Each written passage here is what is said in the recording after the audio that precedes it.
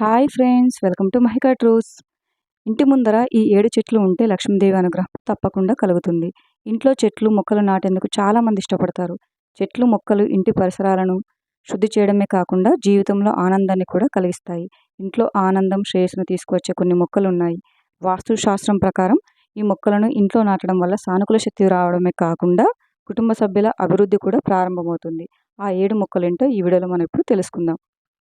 మొదటగా తులసి. తులసి మొక్కను హిందువులు పవిత్రంగా భావిస్తారు. లక్ష్మీదేవి అంశగా తులసిని కొలుస్తారు. ఇంట్లో పెట్టుకొని ఆరాధిస్తుంటారు. తులసి పూజ చేయడం వల్ల లక్ష్మీదేవి, శ్రీ మహావిష్ణువు అనుగ్రహం లభిస్తుందని చెప్తారు. తులసి మొక్కను ఎప్పుడూ తూర్పు దిశలోనే పెట్టాలి. తూర్పు దిశలోనే తులసి మొక్కను పెంచితే శుభం జరుగుతుందని పండితులు చెప్తున్నారు. తూర్పు దిశలో స్థలం లేకపోతే ఈశాన్య దిశలో కానీ ఉత్తర దిశలో కానీ తులసి మొక్కను పెంచుకోవచ్చు. ఈశాన్యంలో తులసి మొక్కను పెడితే విశేషమైన ఫలితాలు ఉంటాయని చెప్తున్నారు. ఇంటి ముందు తులసి మొక్క ఇంట్లోకి ప్రతికూల శక్తులు రాకుండా అడ్డుకుంటుంది. బిల్వ వృక్షం. బిల్వ వృక్షాన్ని పెంచితే పరమేశ్వరునికి ఎంతో ప్రీతికరమైన బిల్వపత్రం మన ఇంటి ఆవరణంలో ఉంచడం ఎంతో మంచిది. ఈ బిల్వపత్రాన్ని తులసి కోట దగ్గర పెంచడం వల్ల శుభం కలుగుతుంది. ఇక ఈ బిల్వపత్రాలతో పరమేశ్వరుడికి అభిషేకం చేయడం వల్ల 108 శివలింగాలను దర్శించుకున్న పుణ్య ఫలితం దక్కుతుంది. అదేవిధంగా ఎంతోమందికి అన్నదానం చేసిన ఫలితం కూడా దక్కుతుంది. ఇలాంటి ఎంతో పవిత్రమైన ఈ బిల్వ వృక్షం మన ఇంటి ఆవరణలో పెంచడం శుభానికి సంకేతం. అయితే ఈ 3 బిల్వదళాలలో ఎన్నో రకాలు ఉన్నాయి. వాటిలో మహాబిల్వం, తీగల బిల్వం, కర్పూర బిల్వం, సిద్ధ బిల్వం అనే బిల్వదళాల వృక్షాలు ఉన్నాయి. అయితే వీటన్నింటిలోకెల్లా 3 పత్రాలు కలిగిన బిల్వ వృక్షం ఎంతో శ్రేష్టమైనది.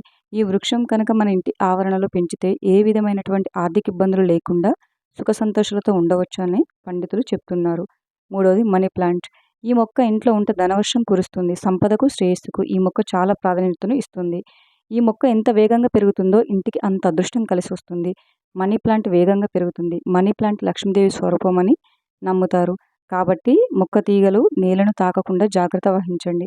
దాని తీగలను తాడు సహాయంతో పైకి పక్కలకు వెళ్ళేలా చూడాలి. వాస్తు ప్రకారం పెరుగుతున్న తీగలు పెరుగుదలకు, శ్రేయస్సుకు చిహ్నం. కలబంద. వాస్తు ప్రకారం కలబందని ఇలా పెడితే చక్కటి ప్రయోజనాలను పొందవచ్చు.